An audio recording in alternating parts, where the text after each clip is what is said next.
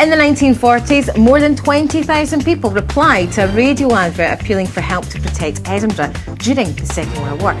But did they live up to the Dad's Army stereotype? Well, here is local historian Dan Gray.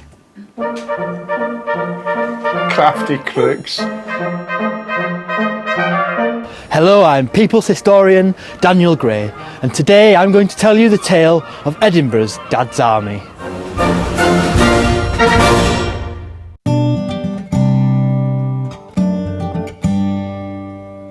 In May 1940, a radio appeal was launched in Edinburgh.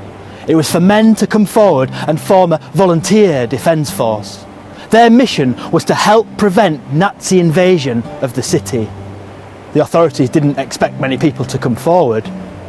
And yet the first volunteer came forward just 4 minutes after the appeal was aired. It was a sign of things to come. 20,000 men came forward to join the Edinburgh Home Guard. They trained across the city at places like this by the Water of Leith. It was a remarkable effort. Were they a Dad's Army though? Or did they help the war effort?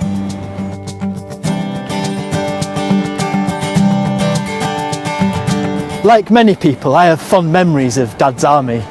For me, it's the happy ghost of my granddad sat chortling away at Mannering and Pikey. But to what extent did the Edinburgh Guards measure up to the Dad's Army stereotype? Well, like in Dad's Army, they were drawn from all ages. There were World War I veterans and young lads who would later see service in the regular forces.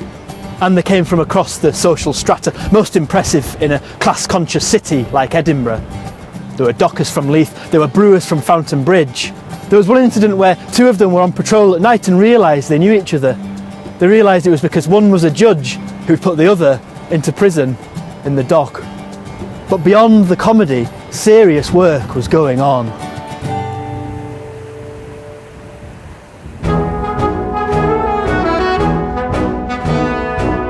The many battalions of the Edinburgh Home Guard took their duties seriously. Here in Dalryon, Duff Street, a school for guerrilla warfare was opened. Grenades were tossed across the street, mock battles staged. Of course, like any volunteer army, the incidents continued. There were rumours of sheep going missing when one battalion was on exercise in Holyrood Park, and members of the public were frequently accidentally tear-gassed. But they had to be serious because these were men who were working in the dockyards by day and scanning the skies for Nazi planes by night.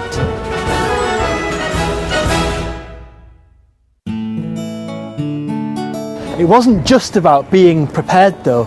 The Edinburgh Home Guards also saw action. At first, the Edinburgh Home Guards were employed as spotters looking to the sky for parachutes and Nazis landing in the city. They sat in pillboxes, one of which was situated behind the two hotels behind me. Then they manned anti-aircraft guns, with some success too. A battalion at Craigentinny Golf Course took down a Junker plane. One of the battalions was on service for 720 consecutive nights, preparing for the invasion and occupation of Edinburgh. When it became clear that that dark day was never going to come, that the Nazi invasion had been repelled, the Home Guards became involved with preparing the forces for the invasion of France. It's very clear that the Edinburgh Home Guard battalions mattered.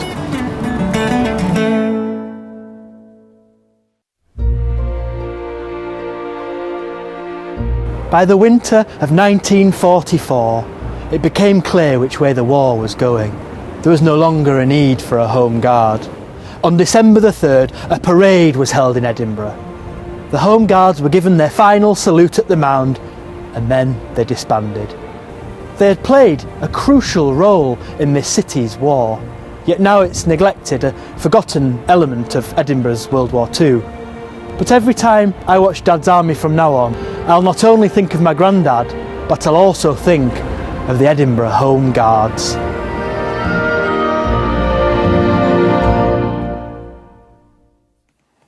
And there'll be